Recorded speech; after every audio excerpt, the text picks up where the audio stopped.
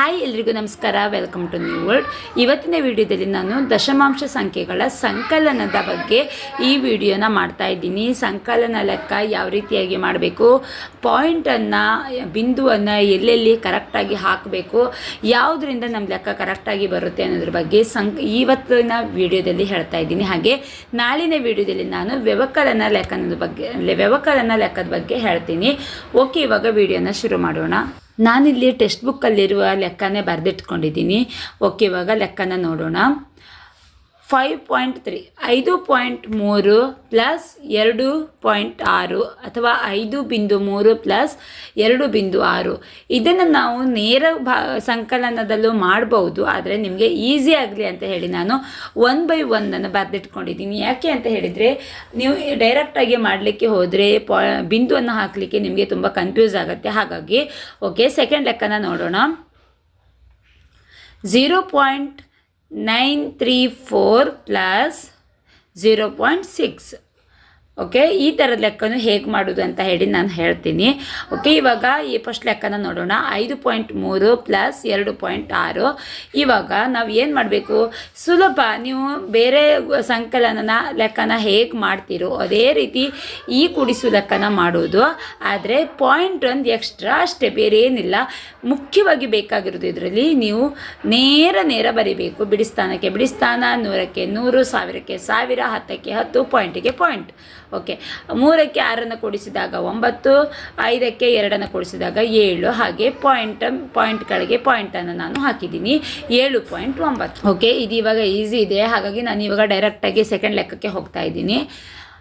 0.934 plus 0.6.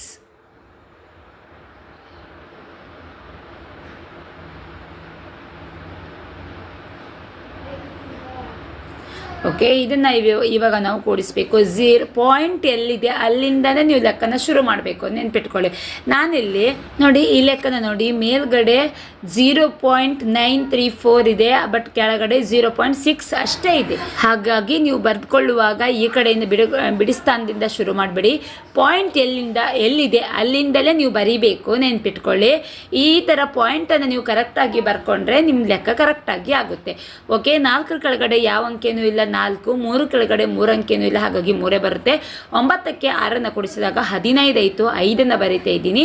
ಆ 1 ನಾನು ಪಾಯಿಂಟ್ಗಿಂತ ಈ ಕಡೆ ತಗೊಂಡು ಬರ್ತೀನಿ. 1ಕ್ಕೆ 0 ಕೂಡಿಸಿದಾಗ 1, ನಂತರ ಪಾಯಿಂಟನ್ನು ಹಾಕಿದರೆ ಆಯಿತು. ಸೇಮ್ ನೀವು ಸಂಕಲನ ಕೂಡಿಸು ಲೆಕ್ಕನ ಯಾವ ರೀತಿ ಮಾಡ್ತೀರಾ ಅದೇ ಥರ, ಆದರೆ ಪಾಯಿಂಟ್ ಮಾತ್ರ ಎಲ್ಲಿದೆ ಅಲ್ಲೇ ಹಾಕಬೇಕು.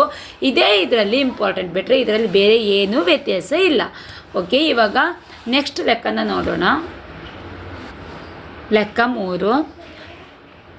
6.236 ಕೂಡಿಸು 0.487. ಓಕೆ, ಇವಾಗ ಇದನ್ನು ಸಂಕಲನ ಮಾಡೋಣ. 6ಕ್ಕೆ 7 ಕೂಡಿಸಿದಾಗ 13 ಆಯಿತು, 13ಕ್ಕೆ 3 ಮತ್ತು 1 ಉಳಿತು. 1ಕ್ಕೆ 3 ಕೂಡಿಸಿದಾಗ 4 ಆಯಿತು, 4ಕ್ಕೆ 8 ಕೂಡಿಸಿದಾಗ 12 ಆಯಿತು, 12ಕ್ಕೆ 2 ಮತ್ತು 1 ಉಳಿತು. 1ಕ್ಕೆ 2 ಕೂಡಿಸಿದಾಗ 3 ಆಯಿತು, 3ಕ್ಕೆ 4 ಕೂಡಿಸಿದಾಗ 7 ಆಯಿತು. ಓಕೆ, 6ಕ್ಕೆ 0 ಕೂಡಿಸಿದಾಗ 6. ಪಾಯಿಂಟಿಗೆ ಪಾಯಿಂಟ್, ಬಿಂದು ಕೆಳಗಡೆನೇ ವಾಪಸ್ ಬಿಂದು ಹಾಕಬೇಕು. ಓಕೆ, ಇವಾಗ 6.723 ಇದರ ಉತ್ತರ. ಓಕೆ, ಇವಾಗ 4ನೇ ಲೆಕ್ಕನ ನೋಡೋಣ. ಓಕೆ, 18 ಕೂಡಿಸು 8.8. ಈ ಲೆಕ್ಕನ ಸರಿಯಾಗಿ ನೋಡ್ಕೊಳ್ಳಿ. ಇಲ್ಲಿ ಫಸ್ಟ್ ಇದರಲ್ಲಿ ಪಾಯಿಂಟೇ ಇಲ್ಲ. ಆವಾಗ ನಾವು ಏನು ಮಾಡಬೇಕು, 18 ಪಾಯಿಂಟ್ ಏನೂ ಇಲ್ಲ ಅಂತ ಹೇಳಿದರೆ ಪಾಯಿಂಟ್ ಹಾಕಿ 0 ಹಾಕ್ಕೊಳ್ಬೇಕು. ಆವಾಗ ನಿಮ್ಮ ಲೆಕ್ಕ ಕರೆಕ್ಟಾಗಿ ಬರುತ್ತೆ. 18.0 ನಂತರ 8.8. ಇಲ್ಲಿ ನೋಡಿ, ಪಾಯಿಂಟ್ ಕೆಳಗಡೆನೇ ಪಾಯಿಂಟ್ ಬರೀಬೇಕು. ಆ ನಂತರ ಈ ಕಡೆ ಎಷ್ಟು ಅಂಕೆ ಇದೆ ಅದನ್ನು ನಾವು ಬರೆದ್ರೆ ಆಯಿತು. ಓಕೆ, 0ಗೆ 8 ಕೂಡಿಸಿದ್ರೆ 8, 8 8 16, 6 ಮತ್ತು 1ಕ್ಕೆ 1 ಕೂಡಿಸಿದ್ರೆ 2. ಓಕೆ, ಇವಾಗ ನೆಕ್ಸ್ಟ್ ಲೆಕ್ಕನ ನೋಡೋಣ. ಲೆಕ್ಕ 5. 2.15 ಪ್ಲಸ್ 5.26 ಬರೆದಿಟ್ಕೊಳ್ಳುವ. ಹಾಗೆ 2.15 ಪ್ಲಸ್ 5.26. ಇದನ್ನು ನಾವು ಇವಾಗ ಕೂಡಿಸಬೇಕು. 5ಕ್ಕೆ 6 ಕೂಡಿಸಿದಾಗ 11 ಆಯಿತು. 1ಕ್ಕೆ 1 2, 2ಕ್ಕೆ 2 4, 2ಕ್ಕೆ 5 ಕೂಡಿಸಿದ್ರೆ 7 ಪಾಯಿಂಟ್ಗೆ ಪಾಯಿಂಟ್. ಇದನ್ನು ನಾನು ಹೆಚ್ಚಿಗೆ ಒತ್ತು ಕೊಟ್ಟು ಹೇಳೋದಿಲ್ಲ, ಯಾಕಂದರೆ ನಿಮಗೆಲ್ಲ ಗೊತ್ತಿರೋದೆ, ಹಾಗಾಗಿ ಒಂದು ಸಿಂಪಲಾಗಿ ಅರ್ಥ ಆಗುವಾಗೆ ಹೇಳ್ತಾ ಇದ್ದೀನಿ ಅಷ್ಟೇ. ನೆಕ್ಸ್ಟ್ ವ್ಯವಕಲನದಲ್ಲಿ ನಿಮಗೆ ಸ್ವಲ್ಪ ಟಫ್ ಅಂತ ಅನಿಸಿದರೆ ನಾನು ಸ್ವಲ್ಪ ಎಕ್ಸ್ಪ್ಲೇನ್ ಮಾಡ್ತೀನಿ. ಓಕೆ, ಇವಾಗ ನೆಕ್ಸ್ಟ್ ಲೆಕ್ಕ 9.01 ಪ್ಲಸ್ 9.10. ಓಕೆ, 1ಕ್ಕೆ 0ನ ಕೂಡಿಸಿದಾಗ 1, 0ಗೆ 1ನ ಕೂಡಿಸಿದಾಗ 1, ಹಾಗೆ 9ಕ್ಕೆ 9ನ ಕೂಡಿಸಿದ್ರೆ 18, ಬಿಂದುಗೆ ಬಿಂದು 18.11. ಓಕೆ, ಇವಾಗ ನೆಕ್ಸ್ಟ್ ಲೆಕ್ಕನ ನೋಡೋಣ. 29.19 ಪ್ಲಸ್ 9.91. ಓಕೆ, ಪಾಯಿಂಟ್ಗೆ ಪಾಯಿಂಟ್ ಕರೆಕ್ಟಾಗಿ ಹಾಕ್ಕೊಳ್ಳಿ, ಬಿಂದುಗೆ ಬಿಂದು. 9ಕ್ಕೆ 1ನ್ನು ಕೂಡಿಸಿದಾಗ 10 ಆಯಿತು. 10ಕ್ಕೆ 0, 1 ಉಳಿತು. 1ಕ್ಕೆ 1 ಕೂಡಿಸಿದಾಗ 2 ಆಯಿತು. 2ಕ್ಕೆ 9ನ್ನು ಕೂಡಿಸಿದಾಗ 11 ಆಯಿತು. 11ಕ್ಕೆ 1, ಮತ್ತೆ 1 ಉಳಿತು. ಇದನ್ನು ಬಿಂದುಕ್ಕಿಂತ ಈ ಕಡೆ ತಗೊಂಡೋಗುವ.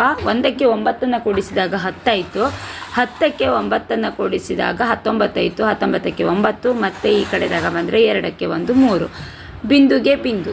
ಓಕೆ, ಈ ಲೆಕ್ಕ ತುಂಬಾ ಈಸಿ ಇದೆ, ನಾನು ಅದಕ್ಕಾಗಿ ಜಾಸ್ತಿ ಎಕ್ಸ್ಪ್ಲೈನನ್ನು ಮಾಡಿಲ್ಲ. ನಾಳಿನ ವಿಡಿಯೋದಲ್ಲಿ ನಾನು ವ್ಯವಕಲನ ಲೆಕ್ಕನ ಹಾಕ್ತಾ ಇದ್ದೀನಿ. ಅದರಲ್ಲಿ ಅದು ಸ್ವಲ್ಪ ಕಷ್ಟ ಅಂತ ಅನಿಸಿದರೆ ನಾನು ನಿಮಗೆ ಚೆನ್ನಾಗಿ ಅರ್ಥ ಆಗುವ ಹಾಗೆ ಎಕ್ಸ್ಪ್ಲೈನನ್ನು ಮಾಡ್ತೀನಿ. ಹಾಗೆ ಈ ವಿಡಿಯೋ ನಿಮಗೆ ಯೂಸ್ಫುಲ್ ಅನಿಸಿದರೆ ನನ್ನ ಚಾನಲನ್ನು ಸಬ್ಸ್ಕ್ರೈಬ್ ಆಗದೆ ನೋಡ್ತಾ ಇದ್ದರೆ ದಯವಿಟ್ಟು ಸಬ್ಸ್ಕ್ರೈಬ್ ಆಗಿ, ಹಾಗೆ ಇಷ್ಟ ಆದರೆ ಒಂದು ಲೈಕ್ ಕೊಟ್ಟು ಬೇರೆಯವರಿಗೆ ಶೇರ್ ಮಾಡಿ. Thank you.